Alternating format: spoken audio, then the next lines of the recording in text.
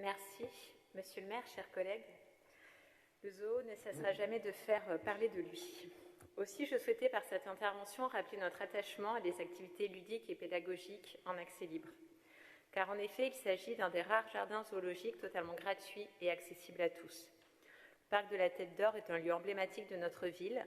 C'est pour ses habitants et au-delà pour les Grands Lyonnais une bulle d'air qui permet, en plein cœur de la ville, de pouvoir en sortir. Notre groupe a toujours défendu le maintien de cette infrastructure tout en prônant une amélioration de la prise en charge et des conditions de vie des animaux présents.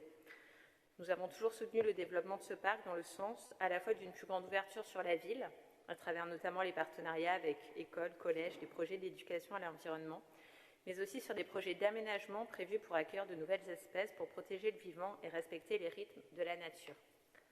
Nous souhaitons préserver le bien-être en ville. Une ville à vivre, c'est une ville où on peut se loger, se nourrir, se soigner et aussi découvrir et même voyager pour une empreinte carbone plus que réduite.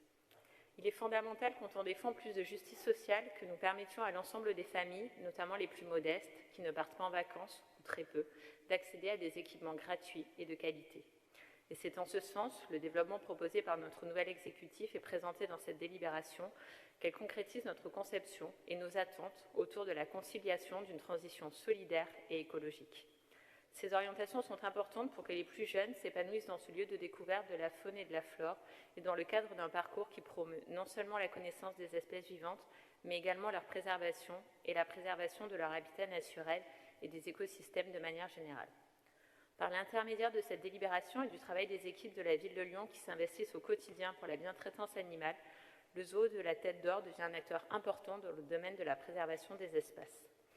Si cette délibération est importante, c'est aussi, et notre collègue Nicolas Husson l'a rappelé, parce qu'on ne peut pas en effet promouvoir la protection des espèces et la sauvegarde de leur habitat sans être in situ irréprochable sur les conditions de vie des animaux que nous accueillons. Alors oui, encore une fois, nous pouvons être fiers de nos services publics, de tous nos services publics. Enfin, si l'exercice de la citoyenneté passe aussi par l'effectivité des droits, le droit au loisir, notamment pour les enfants, il doit être garanti pour les plus jeunes, pour les plus pauvres, mais aussi pour toutes les personnes plus âgées, parfois isolées, qui aspirent à plus de nature en ville. Notre groupe votera favorablement ce rapport.